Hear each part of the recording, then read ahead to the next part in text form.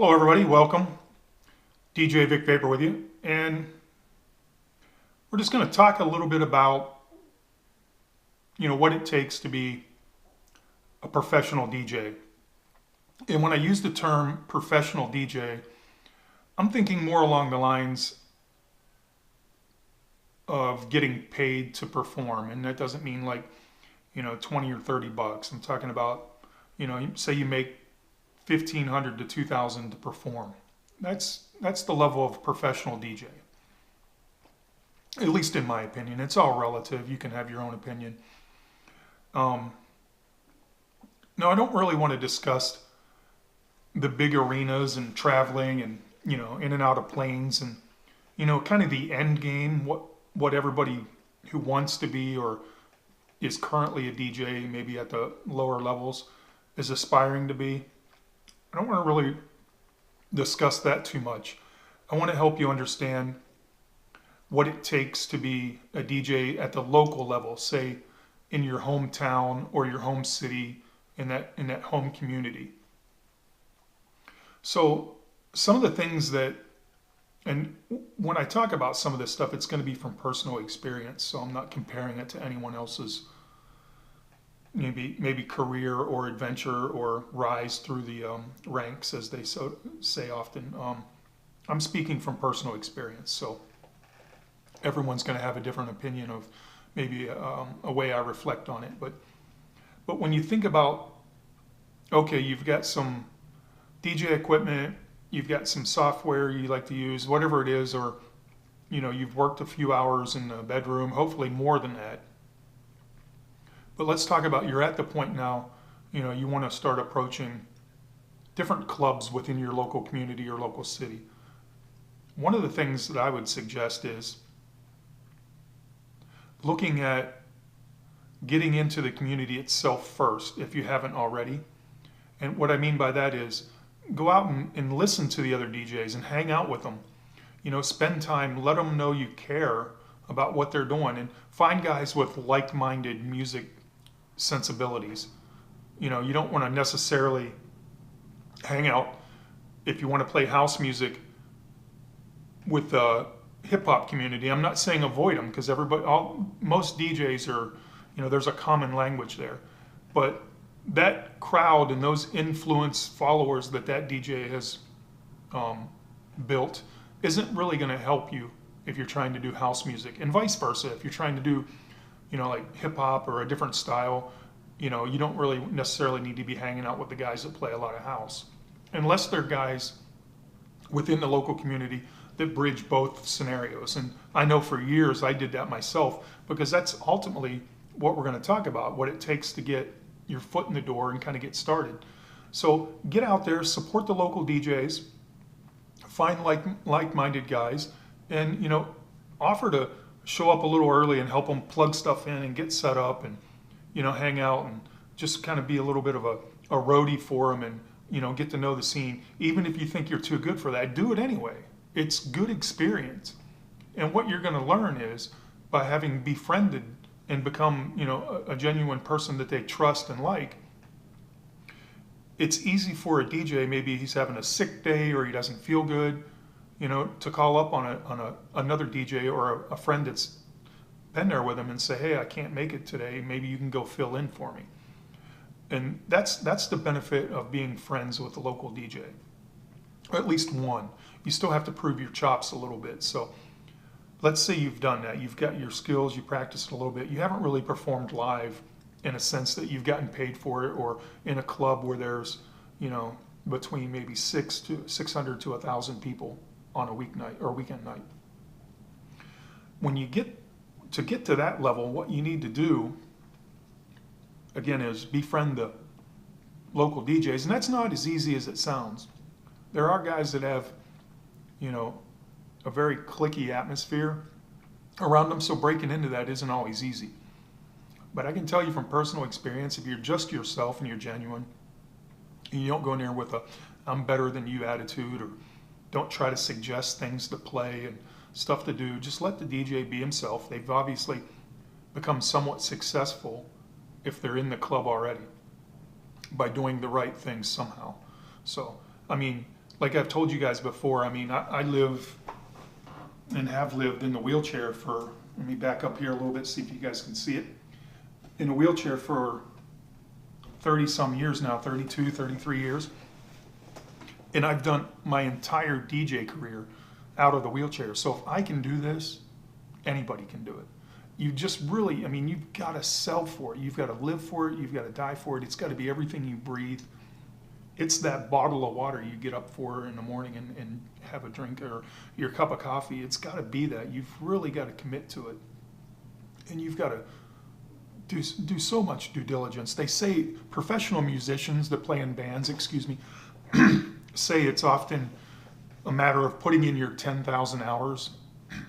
So what they mean by that is developing the ability to perform well live, and if there are mistakes that arises during your performance, you're able to overcome those because you've already experienced them in one manner or another.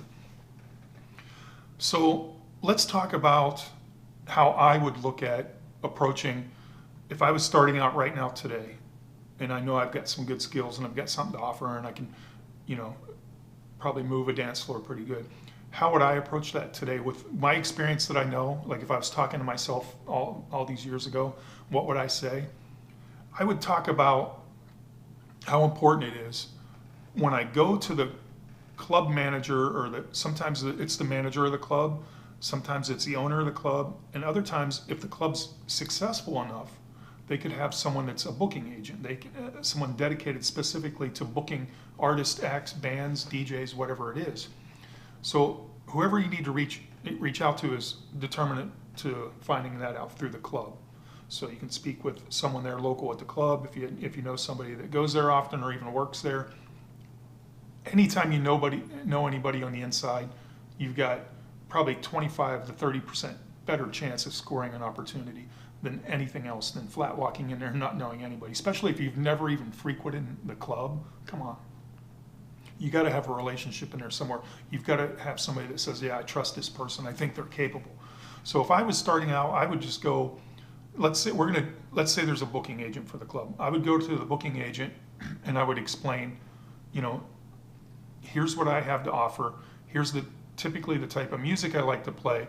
And I would make sure that club or that environment has at least formatted that kind of music within their month.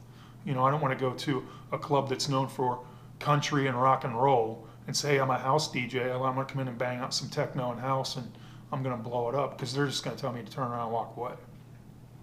So again, focus on making sure you're lining yourself right with the right people and the right atmosphere, because you can't go in there and just empty the place. I mean, they're not even going to consider it, to be honest with you. But I would tell the booking agent or whomever, like I said, could be a manager, this is I have basically no experience. I'm willing to work hard for you. I'll be on time. I'll be professional about my whole atmosphere. And this is typically the kind of music I play. You don't at this day and age. Back in the day, it'd maybe give out a demo cassette or even a demo CD, But honestly, I don't think those kind of managers or people have time to even listen to it. And that crap. They just aren't interested in that. And this day and age, you don't have to do that. What you can do now is you maybe can talk a little bit about let's say your Facebook footprint, so that you can at least show them your value. And I'll be honest with you, there's no bigger, these booking agents or these managers, these club owners, they care, but it's on the lower end of their percentage of what they really care about when you speak about your music and how good you are. That's insignificant. It really is. You got to understand from a club owner or manager or booking agent's perspective what they really want. They want a successful night, and at the end of the night, they want revenue in the drawer. It's all about the money. And if you can do that, anything you play, whatever atmosphere you create, is insignificant, because at the end of the night, they've got money in the drawer. And that's it. It's all about money. These guys live and die by successful nights. So they want to have as many as they can throughout the week. So, if If it's a club that only opens up around 6 or 7 at night, stays open till 2, 3 in the morning, and they just serve drinks and they don't have any food, they need people in there. They need the bar full. They need an atmosphere. They need people buying drinks. They need money being spent. If you've got a club that opens at maybe 3 in the afternoon for like an early or late dinner, serves a decent menu, and then somewhere around 9 or 10 a DJ comes on, you got a little bit better chance of working something out there where maybe you don't have to have as many people in the door because their revenue is going to be split between drinks and beer and drinks and food. But what you really want to impress upon them is you want to convince them, and you have to do this. You have to convince them, and you have to deliver the promise that you can put people in the building. And then so let's say, okay, I've talked to them. I said, this is what I can play. This is what I can do. This is what I'm capable of. Now I'm going to tell you, I can bring, if you book me, I usually don't say tomorrow. I usually say, look, it's what, we're coming up on the 3rd week of February now. I would say, look, if you book me the first week of March, first Saturday of March, I'll have 60 people on my own outside of the success that you're going to have because maybe it's a Saturday or a Friday. I'm going to tell them, look, I'll bring 60 people. I'll put 60 people in the bar. I can do that. I can deliver that number for you. You don't want to overpromise and underdeliver on that, because once you do that and they give you a green light, you've got to deliver. So what you want to do is, I'll say, yeah, I can put 60 in here. I'm giving you that kind of as a low end number because I don't want to overestimate, but I can put 60 in here. I've got a pretty good following.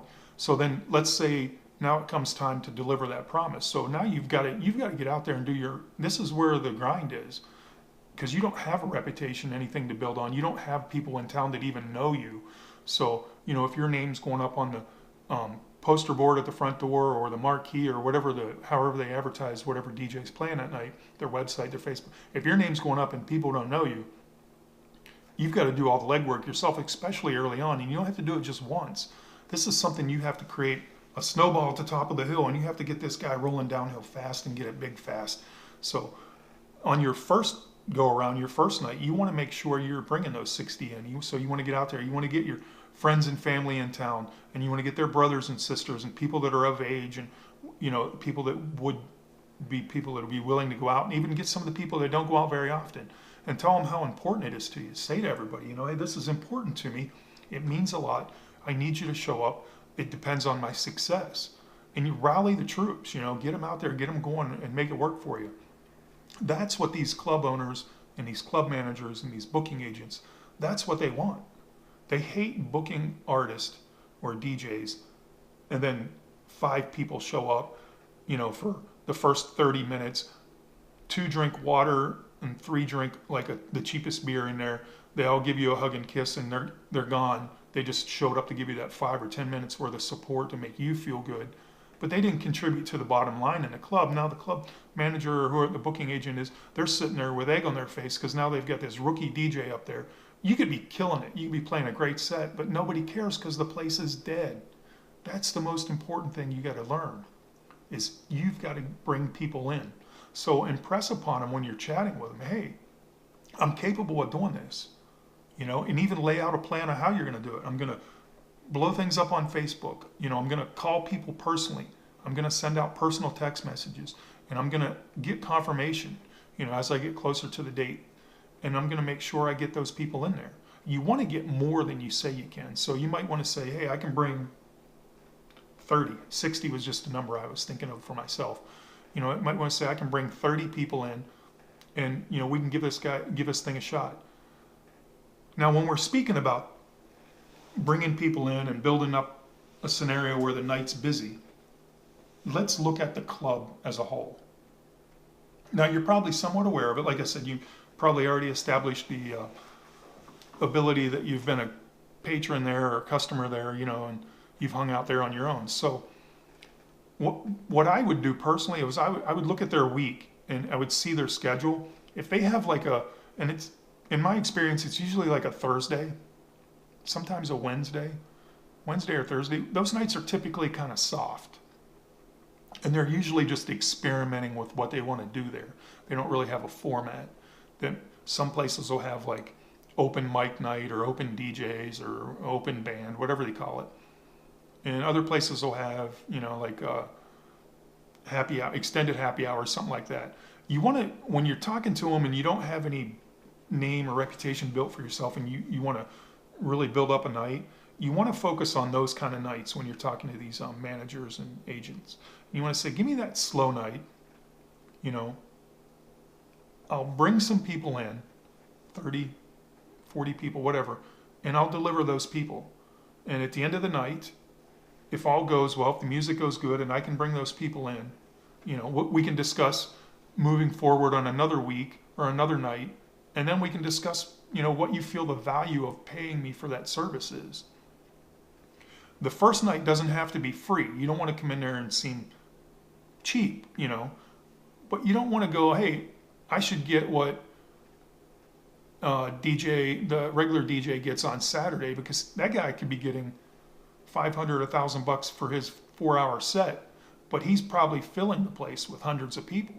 And he's done that over a long period of time and developing a reputation for himself. So you don't have to say the first night's free, it's on me, I'll bring people in and they'll all spend money and you'll make money and I don't make crap. But what you don't want to do is ask for a crazy amount of money. So that's up to you. I'll leave that number up to you. It could be as low as 150. Sometimes depending on what kind of club owner or booking agent you're talking to, sometimes they'll work out maybe an open tab for you or something like that if you feel like you want to have a few drinks. I personally don't drink when I'm DJing. I used to in my younger days. Never had a big mistake doing that, but I've got to a point now where the value of my show outweighs the value of me participating in the atmosphere of drinking. It just does. And that's a personal choice. Every DJ has a different perspective on that. So I'm not going to knock you if you want to do one thing or the other. So I think over the years, I just grew to value the show and the performance over the fact that I need to have, 5 or 6 beers and feel loose and crazy and be all fun. Because honestly, I'm not up there dancing. Like I said, I'm in the wheelchair. I'm behind the table, behind the decks, and I'm dedicated to the sound and the environment and making sure I'm always kind of consistently anal, if you want to call it that, about the atmosphere and the lights and things like that. Those are all extremely important things to me, so I focus on those things when I'm out there. So I don't want to knock you for having a beer or two. But if you're just getting started, you don't want to really leave that impression either. You don't want people to look at you and go, yeah, he brought some people in there, they spent some money. I think there's some potential, but dude was drunk by the end of the night, and I really couldn't even talk to him because he was just obliterated. So you got to just, starting out, you got to really come in there and look professional and do your best. You're probably going to be nervous, and that's understandable, but it's just music. It's just the same thing you practice either at home or with friends or in some other scenario. So get out there, talk to these club managers and these club owners, and talk to them in person. Don't ask your friend, hey, can you ask so-and-so if they'll book me? Don't do that. Go shake their hand in person and put your face in front of them in person. And that way they can see your sincerity. Hey, look, this is me. This is what I'm capable of. I can do this. I can deliver some people. We can make some money. And if it begins to work for us, maybe we can agree on the fact that I can get more nights similar to this where I can build this up. And that's exactly how I started. I went into the club owner and I just shook his hand and I said, hey, I know I'm in a wheelchair. I know it seems like a ridiculously long shot, but I'm dedicated to this. I'm devoted to it and I'm good at it. So, if it means something to you to have a few people in here spending money on a night that typically maybe you wouldn't even make $200 or $300, maybe we can get you $1,000 in the drawer at the end of the night. I want to help you do that. And I told him that.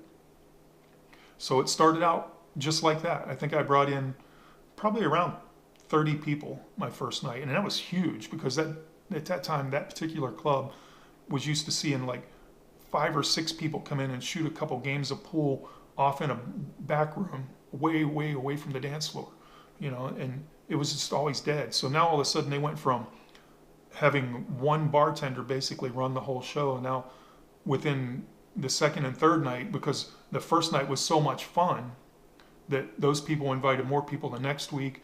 And now we got a couple bartenders, and by the end of maybe the first 2 months, we had a bouncer. And then as it slowly started to snowball, I think maybe by the fourth or fifth month, they started charging a cover charge. There was a line out the door. It didn't take long. The important thing was that I really, really, really made sure that I brought people to the club. So once you get those people in there, to keep them, because you've personally invited them, make sure that you're giving them the best music experience they could have so that they don't want to leave. And that, there's no X, Y, and Z. There's no list of you have to play this way or do this or that. You just have to understand that these are your friends. These are people you invited, and you have to know them. You have to know what makes them happy. And, you know, if it's a club where you're playing more mainstream stuff, just because it's the way it is, make the girls happy. That's my secret to that, is the guys are in the club because the girls are there. So if you've got girls dancing and they're happy and they don't want to leave, the guys aren't going to go anywhere. I mean, that's probably the best advice I can give you on what's the secret to keeping people in the club is, you know, now I just show up and play my set. I don't want to sound like I know it all and I'm above that, but I don't have to focus too much on pleasing a specific type of crowd, because I've done it long enough that when I'm booked, people know exactly what the product is. And you'll get there, trust me. It takes a while. I mean, it didn't happen in 1 or 2 years. I grinded out probably, oh goodness, I can't even really count, but I probably grinded a good 6 years, you know, skating, playing music that I really, really, really didn't love in my heart, but I did it because I wanted to be exposed in that atmosphere. I wanted to get my name out there, to the point where I could finally start to transition into playing the music that I made, music that meant something to me, and music that was personal to me. You know, it takes a while to do that. And then but once you get there, once you get that sound or that unique vibe that's yours, and you get noted for that, then sky's the limit, because then you're booked exactly for what you want to do, and you show up early and you stay late and you work your ass off because you're involved from the heart. It means something to you personally. So make the girls happy. The guys won't go anywhere, and the place will it'll really work for you. And the way you make the girls happy is you don't have to play everything everybody requests, because sometimes people get too much to drink and they request something that's just not appropriate, or something you've played once and you don't want to just keep playing the same song over and over because that bores everybody. You just, you know, make them happy. You know them, you've invited them there, keep them entertained. And, you know, just work through it and gain that DJ experience to what it takes to be successful in the club. So there's probably, you know, a bunch of different opinions on how that all works and how to go about it. But I just wanted to take a few minutes, put a little video together, and kind of talk to you guys from a DJ perspective on what expectations typically are within clubs, and how to approach them, and how to talk to them, and, you know, different ways to look at things. So I'm hoping that, you know, some of the information here that I've shared is helpful. And what I would say is this: maybe we can open up a dialogue here. Put some comments or some feedback, you know, below the video. Go ahead and, you know, if you've liked it, smash that thumbs up button. Appreciate the support. Share with your friends, and let's keep growing the channel. I mean, we're climbing up there, but there's always room for more people we can share the knowledge with, the happier we can all be. So yeah, it means a lot, you guys. Thanks for tuning in. Thanks for pushing play. And you know what? I'm not going to do it. I'm not going to close out yet, because I always forget this, and I close the video out and I say to myself, damn it, you forgot. So it'd be great if you guys could take a minute, and there will be a link in the description below, to jump over to my Patreon page. And I know, yeah, sales pitch, yeah, it helps. Every little bit helps. I mean, I'm not, you know, the richest man in the world, so it takes a lot to put the gear together and get the time out and the videos and adjust my schedule. So jump over to my Patreon page. And my Patreon page, I'm going to be honest with you, it's completely different from what you'd see on a most. I do have some videos there that aren't registered or available on YouTube. They're specifically on Patreon. I do make sure I put some videos there that, you know, I don't air on YouTube. But also I've got gigs and gigs of sample packs and sounds I've made and presets for Serum, presets for Nerve, Cthulhu, and presets for Bitwig, and just a bunch of stuff there that simply by, you know, pledging or becoming a patron, there's 3 tiers on my page. There's $1, which gives you access to a few things. There's $5 that pretty much gives you monthly access to everything that's newly posted. And then if you want to be a patron for $10, you'll get everything. Everything I've ever posted that's there is available to download. And you can simply just do it once. Just pledge the $10 and download everything and jump out if you don't want to stick around. I understand, I get it. You know, we don't all have $1 million. But it would mean a lot, you know, if you've been watching any of the videos and getting anything out of them, that you support me a little bit and show me a little bit of support. So, yeah. So jump over to Patreon. The link's down below.